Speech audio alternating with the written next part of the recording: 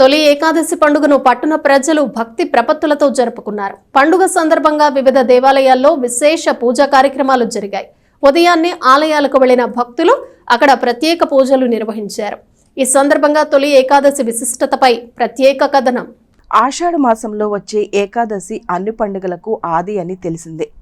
తెలుగు సంవత్సరంలో అన్ని పండుగలను వెంట పెట్టుకొస్తుంది తొలి ఏకాదశి. తొలి ఏకాదశి పర్వదినం సందర్భంగా పట్టణంలోని పలు ఆలయాలు భక్తులతో కళకళ్లాడుతూ కనిపించాయి. స్థానిక వైకుంఠపురంలోని శ్రీ లక్ష్మీ పద్మావతి సమేత శ్రీ వెంకటేశ్వర స్వామి ఆలయం, అమరావతి కాలనీలోని శ్రీ గోదా పద్మావతి సమేత శ్రీ వెంకటేశ్వర స్వామివారి దేవస్థానంతో పాటు పట్టణంలోని పలు దేవాలయాలను భక్తులు సందర్శించి స్వామిని దర్శించుకున్నారు. తీర్థ ప్రసాదాలను స్వీకరించారు. తొలి ఏకాదశి ప్రాధాన్యత కలిగినది కావటంతో గుడికి వెళ్లలేని వారు తెల్లవారుతూనే నిద్రలేచి తలారా స్నానం చేసి ఇళ్లలోనే పూజలు చేసుకున్నారు. ఉపవాస దీక్షలను చేశారు. ప్రతి నెల కృష్ణపక్షంలో ఒకటి, శుక్లపక్షంలో ఒకటి చొప్పున నెలకు 2 ఏకాదశులు వస్తూ ఉంటాయి. ప్రతి ఏకాదశికి ఏదో ఒక ప్రత్యేకత ఉంటుంది. ఏకాదశి అంటే 11 అని అర్థం. మనకు ఉన్న 5 జ్ఞానేంద్రియాలు, 5 కర్మేంద్రియాలు, వీటిని పరిచయించి అంతరేంద్రియం అయిన మనసును కలిపితే మొత్తం 11. ఈ 11 ఏకోన్ముఖంగా పనిచేసే సమయమే ఏకాదశి. ఆషాఢ మాసంలో వచ్చే ఏకాదశిని ఆషాఢ శుద్ధ ఏకాదశిగా జరుపుకుంటారు. దీనినే శయన ఏకాదశి అంటారు. హరివాసరం అని కూడా అంటారు. ఈ రోజు నుంచి మహావిష్ణువు క్షీరాబ్ది యందు శేషపానుపై శయనిస్తాడు. అందుచేతనే ఏకాదశి అన్నారు. వాస్తవంగా పరిశీలిస్తే తొలి ఏకాదశి అనేది ప్రకృతిలో జరిగే మార్పులు, అంటే పంచభూతాలు, సూర్యచంద్రులు, గ్రహాలు పరస్పర సంబంధాన్ని, వాటి గమనానికి సంకేతంగా చెప్పుకోవచ్చు. మహిమాన్వితమైన ఈ ఏకాదశి పర్వదినాన వ్రతాన్ని ఆచరిస్తే సూర్య చంద్రగ్రహణాల్లో భూమి దానం ఇచ్చినంత, అశ్వమేధ యాగం చేసినంత, సుదీర్ఘకాలం తపస్సు చేసినంత పుణ్యం లభిస్తుందని ఏకాదశి వ్రత మహత్యాన్ని గురించి పురాణాలు చెబుతున్నాయి. మహాసాధ్వి సతీ సక్కుబాయి ఈ వ్రతాన్ని ఆచరించి మోక్షసిద్ధిని పొందారు. ఈ వ్రతాన్ని ఆచరించేవారు రోజంతా ఉపవాసం ఉండి రాత్రి జాగరణ చేయాలని, మరుసటి రోజు ఉదయాన్నే కాలకృత్యాల అనంతరం శ్రీవారిని పూజించి నైవేద్య తాంబూలాలు సమర్పించాకనే భోజనం చేయాల్సి ఉంటుంది. తొలి ఏకాదశి నుంచి కార్తీక శుక్ల ఏకాదశి వరకు చాతుర్మాస వ్రతం అవలంబిస్తారు. శాకాహారులై ఉపవాస వ్రతం ఆచరించాల్సి ఉంటుంది. ఇది ముఖ్యంగా రైతుల పండుగ. ఏరువాకలాగానే తొలి ఏకాదశిని వేడుకగా చేసుకుంటారు.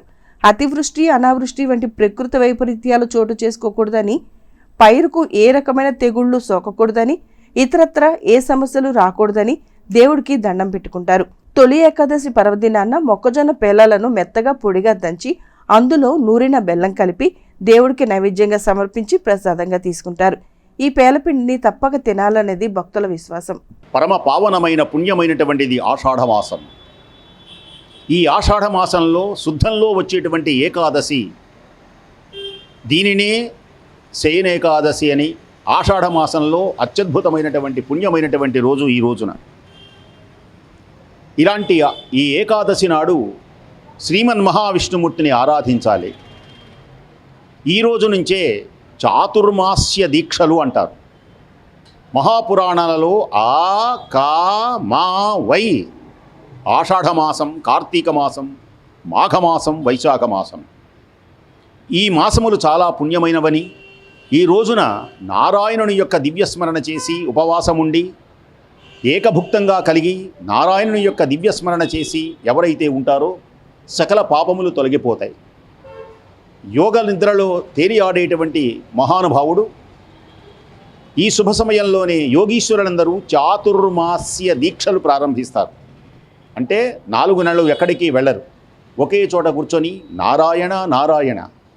ఎవరైతే ఐహికమైనటువంటి బాంధ సుఖములన్నీ విడచి మనస్సును ఏకాగ్రత చేసి ధ్యాన నిష్టలో కలిగి నారాయణుని తన హృదయస్థానమునందు నిలిపి ఆ పాదపద్మములను ఎవరైతే సేవిస్తున్నారో వాళ్ళకి మోక్షము సంప్రాప్తిస్తుంది. అనంతమైనటువంటి కాలగమనంలో కాలమును నిర్ణయించగలిగిన వాడు ఎవ్వడూ లేడు, ఒక నారాయణుడు తప్ప. కాబట్టి పుణ్యాత్ములు కానీ పాపాత్ములు కానీ అందరూ కాలగర్భంలో కలిసిపోవలసిందే. అయితే ప్రతి వ్యక్తి నారాయణుని యొక్క దివ్య వైకుంఠ ప్రాప్తిని మనం పొందినప్పుడే ఈ జన్మ సార్థకత అవుతుంది. కనుక ఇలాంటి పుణ్యమైనటువంటి ఈ ఏకాదశి వ్రతాన్ని ఆచరించి అందరూ కూడా తరించి నారాయణుని యొక్క పరిపూర్ణ అనుగ్రహాన్ని పొందాలని మనసారా కోరుకుంటూ దివ్యమైనటువంటి ఆ దేవత అనుగ్రహం, నారాయణుని అనుగ్రహం మీకు కలగాలని మనసారా కోరుకుంటూ స్వస్తి.